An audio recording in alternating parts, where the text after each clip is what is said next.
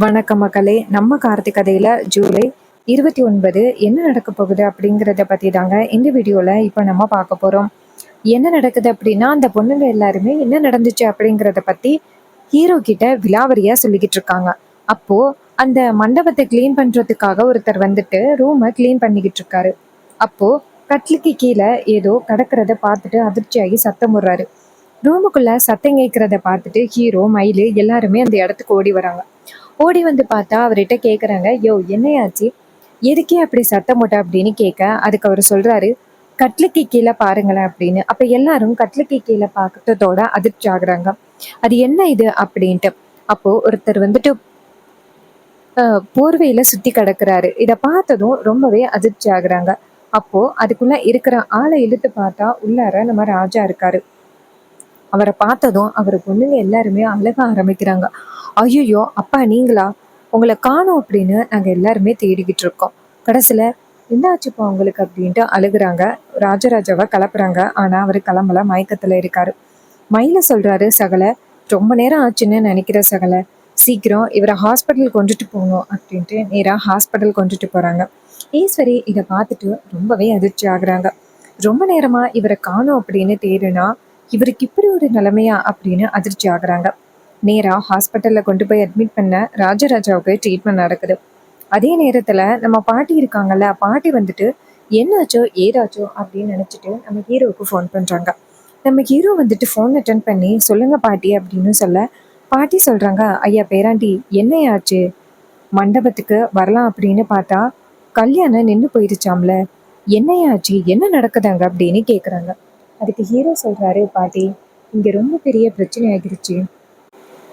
மாமா இப்போ ரொம்ப ஆபத்தான நிலைமையில ஹாஸ்பிட்டல்ல அட்மிட் ஆகியிருக்காரு. அந்த மருதூருக்கான அவன் மாமாவை ஆயுதத்தால தாக்கி அவரை கட்டிலுக்கு கீழே வச்சிருந்திருக்கான். இவ்வளோ நேரம் நாங்க மாமாவை காணோம் அப்படின்னு தேடிக்கிட்டு இருந்தோம். கடைசியில பார்த்தா அவரு இந்த நிலைமையில இருக்கிறாரு பாட்டி அப்படின்னு. இதை கேட்டதும் பாட்டி ரொம்பவே அதிர்ச்சி ஆகுறாங்க. ஐயோ என் பிள்ளைக்கு என்னையே ஆச்சு, நான் உடனே வரேன் அப்படின்னு. அப்ப ஹீரோ சொல்றாரு, சரிங்க பாட்டி, சீக்கிரம் பக்கத்துல இருக்கிற ஹாஸ்பிட்டலுக்கு வாங்க பாட்டி அப்படின்னு சொல்லிட்டு போனை கட் பண்றாங்க. அப்ப பாட்டிக்கு ரொம்பவே அதிர்ச்சி ஆகிட்டு நேரா அவங்க ஹஸ்பண்டை பார்த்து, என்னங்க நம்ம புள்ள ரொம்ப பெரிய ஆபத்துல சிக்கியிருக்கான், அவனை போய் பார்க்கணும் வாங்குங்க அப்படின்ட்டு. அதுக்கு சேதுபதி சொல்றாரு, என்னம்மா சொல்ற, அவன் என்ன பிரச்சனையில மாட்டணும் அப்படின்னு. அதுக்கு பாட்டி சொல்றாங்க, அந்த மருதூருக்கான அவன் கடைசி நேரத்துல நம்ம பிள்ளைய தாக்கியிருக்கான், அவனை இப்ப ஹாஸ்பிட்டல்ல அட்மிட் பண்ணியிருக்காங்க, வாங்க போகலாம் அப்படின்னு சொல்லிட்டு நேரா ஹாஸ்பிட்டல் கிளம்புறாங்க ரெண்டு பேருமே. இன்னொரு பக்கம் ஈஸ்வரி வந்துட்டு ரொம்பவே வேதனையில இருக்காங்க. அவருக்கு இப்படி ஒரு நிலைமை ஆகும் அப்படின்னு இவங்க யாருமே கொஞ்சம் கூட எதிர்பார்க்கவே இல்லை. இன்னொரு பக்கம் அங்க வந்துட்டு ராஜாவுக்கு ட்ரீட்மெண்ட் நடக்குது. பாட்டியும் தாத்தாவும் அந்த இடத்துக்கு வராங்க. ஹீரோ பாட்டியையும் தாத்தாவையும் பார்த்து, பாட்டி தாத்தா அப்படின்னு சொல்ல, தாத்தா சொல்றாரு, ஐயா பேராண்டி என் பிள்ளைக்கு என்னையாச்சு அப்படின்னு. அப்ப ஹீரோ சொல்றாரு, தாத்தா அவருக்கு அந்த மருது இருக்கான அவன் தான் தாக்கியிருக்கிறான். இப்போ மாமா ரொம்ப ஆபத்தான நிலைமையில இருக்காரு. அவருக்கு சரியாகுமா என்ன அப்படின்னு கூட டாக்டர்ஸ் ரொம்ப சந்தேகமா சொல்றாங்க. இது கேட்டதும் ரொம்பவே அதிர்ச்சி ஆகுறாரு நம்ம தாத்தா. அவனை எல்லாம் சும்மாவே விடக்கூடாது, எத்தனை நாள் ஆனாலும் பரவாயில்ல, அவன் வெளியிலேயே வரக்கூடாது அப்படின்னு. அப்ப ஹீரோ சொல்றாரு, தாத்தா அவனை நான் சும்மா விடுவேனா, எத்தனை வருஷம் ஆனாலும் இனிமே அவன் வெளியில வரத்துக்கு வாய்ப்பே கிடையாது தாத்தா அப்படின்னு சொல்லி பேசிக்கிட்டு இருக்காங்க. அதுக்கப்புறம் அவருக்கு வந்து ட்ரீட்மெண்ட் நடந்துகிட்டு இருக்கு. ஈஸ்வரி நேரா சேதுபதியை பார்த்ததும், இவன் எதுக்கு இங்க வந்திருக்கான் அப்படின்னு கேக்குறாங்க. அதுக்கு ஹீரோ சொல்றாரு, இங்க பாருங்கட்ட, என்னதான் அவரு உங்களோட ஹஸ்பண்டா இருந்தாலும் இவளுங்களுக்கு புள்ள, இவங்க வரக்கூடாது அப்படின்னு சொல்றதுக்கு உங்களுக்கு அனுமதி கிடையாது. ஒருவேளை வீட்டுல கொண்டு போய் வச்சிருந்தீங்க அப்படின்னா கண்டிப்பா நீங்க வர வேண்டாம் அப்படின்னு சொல்லலாம். ஆனா இப்ப இவர் இருக்கிறது ஹாஸ்பிட்டல், இந்த ஹாஸ்பிட்டலுக்கு வரக்கூடாது அப்படின்னு சொல்றதுக்கு உங்களுக்கு எந்தவித ரைட்ஸும் இல்லை அப்படின்னு. இது கேட்டதும் ஈஸ்வரி செம்ம டென்ஷன் ஆகுறாங்க. அப்ப ஹீரோ நேரா அவங்க தாத்தாவை பார்த்து, தாத்தா உங்களுக்கே தெரியும் அத்தை வந்துட்டு எந்த அளவுக்கு கோபக்காரவங்க அப்படின்னு, அதனாலதான் அவங்க அப்படி பேசுறாங்க, நீங்க அவங்கள பத்தி பெரிய விஷயம் எடுத்துக்காதீங்க அப்படின்னு. அப்ப தாத்தா சொல்றாரு, பேராண்டி எனக்கு தெரியாதா ஈஸ்வரியோட கோவத்தை பத்தி? அவ எப்படி வேணாலும் சத்தம் போட்டுட்டு போகட்டும். எனக்கு இப்போதைக்கு என்னோட புள்ள தான் முக்கியம். அவன் சரியானாதான் எங்க எல்லாருக்கும் நிம்மதியா இருக்கும் அப்படின்னு சொல்லிட்டு பேசுறாங்க. அப்ப ஹீரோ சொல்றாரு, சரிங்க தாத்தா, எப்படியும் மாமாவுக்கு இன்னும் கொஞ்ச நேரத்துல சரியாயிரும். டாக்டர்ஸ் வந்துட்டு ட்ரீட்மெண்ட்டை முடிச்சுட்டு நல்ல செய்தியை தான் சொல்லுவாங்க. நீங்க தைரியமா இருங்க தாத்தா. தாத்தா சொல்றாரு, சரியா அப்படின்ட்டு. இன்னொரு பக்கம் ரேவதி நிக்கிறாங்க. பாட்டி ரேவதியோட கழுத்துல தாலி இல்லாத பார்த்துட்டு அப்பதான் நிம்மதியாகுறாங்க. ரேவதி, ரோகிணி, ஸ்வாதி எல்லாருமே அவங்க பாட்டியை ஹக் பண்ணி, பாட்டி, அப்பாவுக்கும் இப்படி ஆகும் அப்படின்னு நாங்க எதிர்பார்க்கவே இல்லை பாட்டி. அப்பா இது வரைக்கும் யாருக்குமே வந்துட்டு துரோகம் நினைச்சதே இல்லை பாட்டி. ஆனா அவருக்கு இப்படி ஒரு நிலைமை அப்படின்ட்டு. பாட்டி சொல்றாங்க, ஆமாம்மா, அவன் யாருக்குமே இது வரைக்கும் துரோகம்னு நினைச்சதே இல்லை.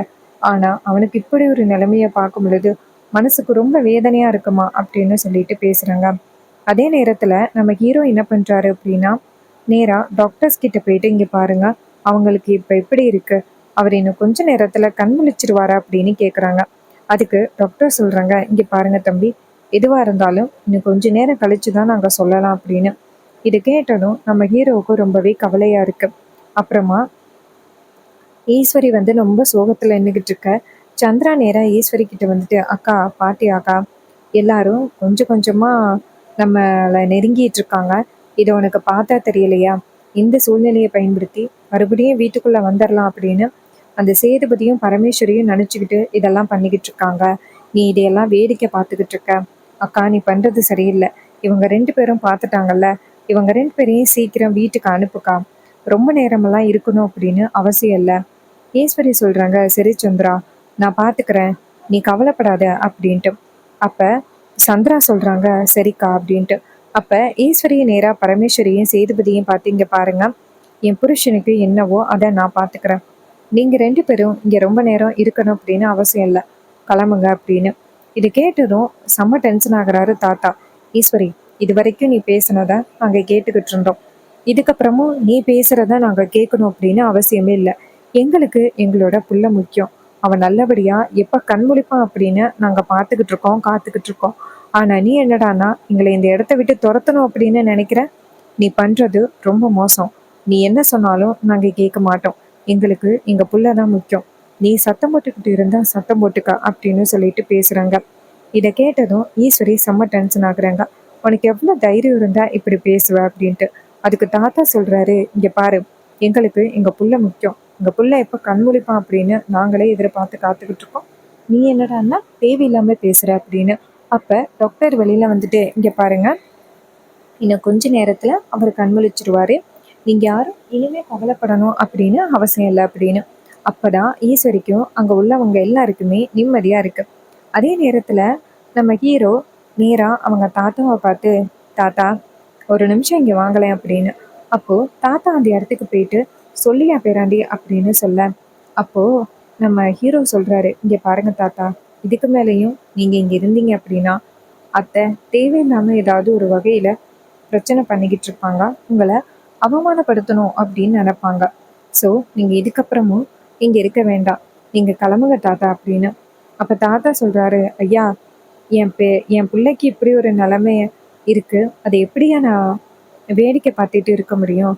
அப்ப ஹீரோ சொல்றாரு, இங்க பாருங்க தாத்தா, மாமாவுக்கு எந்த பிரச்சனையும் இருக்காது. அவரு நல்லபடியா கண் முழிச்சிருவாரு. இங்க பாருங்க, இந்த இடத்துல அத்தை உங்களை அடுத்தடுத்து அவமானப்படுத்துறத என்னால கொஞ்சம் கூட பார்க்கவே முடியல தாத்தா. அதனால நீங்க போங்க தாத்தா, நான் பாத்துக்கிறேன் அப்படின்னு. உடனே தாத்தா சொல்றாரு, சரியா பெராண்டி, நீ சொல்ற அப்படிங்கிற ஒரு காரணத்துக்காக நான் கிளம்புறேன். என் புள்ள கண்முழிச்சத்தோட எனக்கு ஃபோன் பண்ண நான் வருவேன். ஹீரோ சொல்றாரு, சரிங்க தாத்தா அப்படின்னு. அப்போ தாத்தா வந்துட்டு நேரா ஈஸ்வரியை பார்த்து, இந்த இடத்த விட்டு நாங்க எப்போ போவோம் அப்படின்னு தானே எதிர்பார்க்கிற, அங்க கிளம்புறோம் அப்படின்னு சொல்லிட்டு அந்த இடத்துல இருந்து கிளம்புறாங்க. அப்போ நம்ம ஹீரோ நேரா அவங்க அத்தையை பார்த்து, இங்க பாருங்கட்ட, நீங்க நினைச்ச மாதிரியே தாத்தாவும் பாட்டியும் இந்த இடத்த விட்டு கிளம்புறாங்க. இந்த பிரச்சனைங்க இதோட விடலாம் அப்படின்னு. ஈஸ்வரி சொல்றாங்க, நீயும் தான் இந்த இடத்துல இருக்கக்கூடாது அப்படின்னு நினைக்கிறேன். சொல்றதை கேப்பியா அப்படின்ட்டு. அப்ப ஹீரோ சொல்றாரு, எங்க மாமா கண்முழிச்ச பிறகுதான் நான் இந்த இடத்த விட்டு போவேன். அதுக்கு முன்னாடியே நான் இந்த இடத்த விட்டு போக மாட்டேன் அப்படின்னு ஹீரோ ஸ்ட்ரிக்டா சொல்றாரு. இதை கேட்டுட்டு ஈஸ்வரி டென்ஷன் ஆகுறாங்க. ரேவதி சொல்றாங்க, அம்மா, அவர் இருக்கிறதுனால உங்களுக்கு என்னம்மா பிரச்சனை வரப்போகுது? அவர் எந்த வகையிலயும் உங்களுக்கு தொந்தரவு கொடுக்க மாட்டாரு அப்படின்னு. அதுக்கு ஈஸ்வரி சொல்றாங்க, சரி சரி கிளம்பு அப்படின்ட்டு. அதுக்கப்புறமா ரேவதி வந்துட்டு ரொம்ப சோகமா அவங்க அப்பாவுக்கு எப்ப சரியாகும் அப்படின்னு பார்த்துக்கிட்டு இருக்காங்க. அதுக்கப்புறம் டாக்டர்ஸ் வெளியில வராங்க. டாக்டர்ஸ் வெளியில வந்துட்டு, இங்க பாருங்க, அவரு இன்னும் கொஞ்ச நேரத்துல நல்லபடியா கண் முழிச்சிருவாரு. அவருக்கு எந்த பிரச்சனையும் இல்லை. நீங்க யாரும் இனிமே அவரை பத்தி கவலைப்பட வேண்டியதில்லை அப்படின்னு சொல்லிட்டு தைரியம் சொல்றாங்க. இது கேட்டதும் அவங்க எல்லாருக்குமே ரொம்பவே சந்தோஷமா இருக்கு. எப்படியாவது அவரை கண்முழிக்கணும் அப்படின்னு நினைச்சிட்டு இருந்தாங்க. அதே மாதிரி அவரு நல்லபடியா கண்முழிக்க போறாரு அப்படின்னு தெரிஞ்சதும் அவங்க எல்லாருக்குமே ரொம்பவே சந்தோஷமா இருக்கு. அப்போ ஹீரோவும் இதை பார்த்துட்டு ரொம்ப சந்தோஷப்படுறாரு. மாமா எப்படியோ நல்லபடியா கண்முழிச்சிட்டாரு அப்படின்ட்டு அவங்களும் ரொம்பவே சந்தோஷப்படுறாங்க. இன்னொரு பக்கம் ஈஸ்வரி வந்துட்டு நேரா ரேவதியை பார்த்து, அம்மாடி ரேவதி, அதான் உங்க அப்பாவுக்கு சரியாயிட்டுல, அதுக்கப்புறமும் எதுக்கு இவன் இந்த இடத்துல இருக்கான், இவனை போக சொல்லு அப்படின்ட்டு. அதுக்கு ரேவதி சொல்றாங்க, அம்மா கண்டிப்பா என் மாமாவை இந்த இடத்த விட்டு நான் போக சொல்ல மாட்டேன். அவருக்கும் இதுல முழு ரைட்ஸ் இருக்கு. நீங்க அவரை இந்த இடத்த விட்டு போன்னு சொல்ல முடியாது அப்படின்னு. இது கேட்டதும் ஈஸ்வரி ரொம்பவே ஷாக் ஆகுறாங்க. இவ என்ன இவ இஷ்டத்துக்கு பேசுறா அப்படின்னு. டாக்டர் வெளியில வந்துட்டு, இங்க பாருங்க, யாராவது அவங்கள பார்க்கணும் அப்படின்னு நினைச்சிங்கன்னா உள்ளார போய் பார்க்கலாம் அப்படின்ட்டு. உடனே ரேவதி, நம்ம ஹீரோ எல்லாருமே சேர்ந்து உள்ளார போறாங்க. அங்க போயிட்டு நேரா ராஜாவை பார்க்குறாங்க. ராஜா எல்லாரையும் பார்த்துட்டு சந்தோஷப்படுறாரு.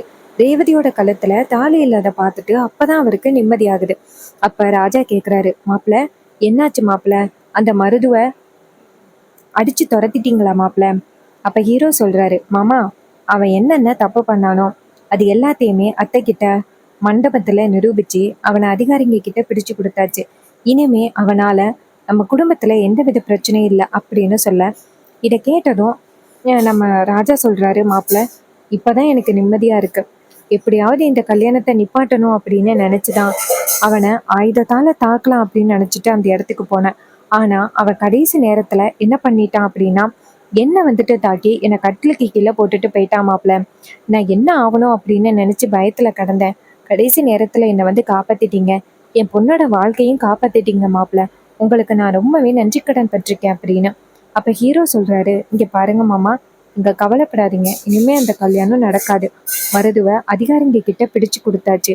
இனிமே எந்த கவலையும் இல்ல மாமா அப்படின்னு சொன்னதும் ராஜா சொல்றாரு, மாப்பிள்ள ஈஸ்வரி இந்த நிக்கிறாள் ஈஸ்வரி, இவ கண்டிப்பா அடங்குறதுக்கு வாய்ப்பே இல்லை. என் பொண்ணுக்கு மறுபடியும் வேற ஏதாவது ஒரு தவறான ஒருத்தனை கல்யாணம் பண்ணி வைக்கிறதுக்கு நிறையவே வாய்ப்புகள் இருக்கு. அது எல்லாத்தையும் கண்டிப்பா என்னால வேடிக்கை பார்த்துட்டு இருக்கவே முடியாது. அதனால நீங்க என்ன பண்றீங்கன்னா, ரேவதியோட கழுத்துல உடனேயே இந்த இடத்துலயே தாலி கட்டுங்க. அப்பதான் எனக்கு நிம்மதியா இருக்கும். என் பொண்ணோட வாழ்க்கையும் சேஃப்டி ஆகும். நீங்க உடனேயே ஈஸ்வரியோட பேச்சு கேட்காம தாலியை கட்டுங்க மாப்பிள்ள அப்படின்ட்டு. ஈஸ்வரி ராஜாவை பார்த்து, என்னங்க என்ன பேசுறீங்க? ஹாஸ்பிட்டல்ல வச்சு கல்யாணம் பண்ண சொல்றீங்க, அதுவும் எனக்கு பிடிக்காத ஒருத்தனை ரேவதிக்கு கல்யாணம் பண்ணி வைக்கணும் அப்படின்னு பேசுறீங்க. நீங்க பேசுறது கொஞ்சம் கூட சரியே இல்லை. உங்களுக்கு உடம்பு சரியில்லை. அதனால தயவு செஞ்சு எதுவும் பேசாம அமைதியா படுத்துருங்க. எதுவா இருந்தாலும் வீட்டுக்கு வந்த பிறகு பேசிக்கலாம். அதுக்கு ராஜா சொல்றாரு, இல்லை ஈஸ்வரி, இதுக்கு மேலேயும் உன் பேச்சை கேட்டேன் அப்படின்னு வச்சுக்கேன், என் பொண்ணோட வாழ்க்கையை நானே காலி பண்ற மாதிரி. உன் பேச்சை நான் கேட்டேன் அப்படின்னா அப்புறம் எனக்கு தான் ரொம்ப பிரச்சனை. உன் பேச்சு இனிமே நான் கேட்க மாட்டேன். எனக்கு என் பொண்ணோட வாழ்க்கை தான் எனக்கு ரொம்ப முக்கியம். அம்மாடி ரேவதி, உன்னை நல்லபடியா பார்த்துப்பாரு அப்படின்னா அது கண்டிப்பா என்னோட அப்பாவோட பேரன் கார்த்தியால மட்டும்தான் முடியும். என் தங்கச்சியோட பையன், அவனை நீ கல்யாணம் பண்ணிக்கிறதுக்கு முழு உரிமையும் இருக்கு. இங்க பாரு, அந்த கல்யாணம் தான் செட் ஆகல, இவனை கல்யாணம் பண்ணிக்கமா அப்படின்ட்டு. அப்ப ரேவதி சொல்றாங்க, அப்பா நீங்க சொன்னா நான் கேட்காமையா இருப்பேன். ஆனா உங்களை இந்த நிலைமையில வச்சுக்கிட்டு எப்படிப்பா கல்யாணம் பண்றது அப்படின்னு. அதுக்கு ராஜா சொல்றாரு, அம்மாடி இப்பவே இந்த கல்யாணம் நடந்தே ஆகணும். இல்ல ஈஸ்வரி உன்னை வீட்டுக்கு கூட்டிட்டு போனா அப்படின்னா கண்டிப்பா மறுபடியும் வேற ஏதாவது கல்யாணம் பண்ணி வைக்கிறதுக்கு முயற்சி பண்ணுவா. அப்படி நடக்கவே கூடாது. இங்க பாரு, இன்னைக்கு நான் நினைச்ச மாதிரிதான் இந்த கல்யாணம் நடக்கணும். அவங்க சொல்றதை கேட்காதம்மா. நீ கடைசி வரைக்கும் சந்தோஷமா நல்லா இருக்கணுமா, அதுக்காக கண்டிப்பா இந்த கல்யாணம் நடந்தே ஆகணுமா அப்படின்னு. உடனே ரேவதி சொல்றாங்க, சரிப்பா, நீங்க சொன்ன மாதிரி நான் இந்த கல்யாணத்துக்கு ஒத்துக்கிறேன்ப்பா அப்படின்னு சொன்னதும் சேதுபதி ராஜா ரொம்பவே சந்தோஷப்படுறாங்க. ஈஸ்வரி இதை பார்த்துட்டு ரொம்பவே அதிர்ச்சி ஆகுறாங்க. நம்ம என்ன பிளான் பண்ணோம் கடைசியில இங்க என்னடா இப்படி நடக்குது அப்படின்னு ஈஸ்வரிக்கு ரொம்பவே அதிர்ச்சியா இருக்கு. அப்ப ராஜா நேரா தாலி எடுத்து ரேவதி கிட்ட கொடுக்க ஹீரோ ரேவதியோட கழுத்துல தாலி கட்டுறாரு. இதை பார்த்துட்டு ராஜா ரொம்ப ரொம்ப சந்தோஷப்படுறாரு. அண்ட் இந்த கதை உங்களுக்கு பிடிச்சிருக்கா? இந்த ப்ரெடிக்ஷன் ரிவ்யூ உங்களுக்கு பிடிச்சிருந்துச்சுன்னா இந்த வீடியோவுக்கு மறக்காம லைக் பண்ணிக்கோங்க. நீங்க லைக் பண்றது தான் எங்களுக்கு அடுத்தடுத்து வீடியோ போடுறதுக்கு ரொம்பவே இன்ட்ரெஸ்டிங்கா இருக்கும். ஸோ மறக்காம லைக் பண்ணிட்டு இந்த வீடியோவை தொடர்ந்து பாருங்க. தேங்க்யூ ஃபார் வாட்சிங். See you on next video.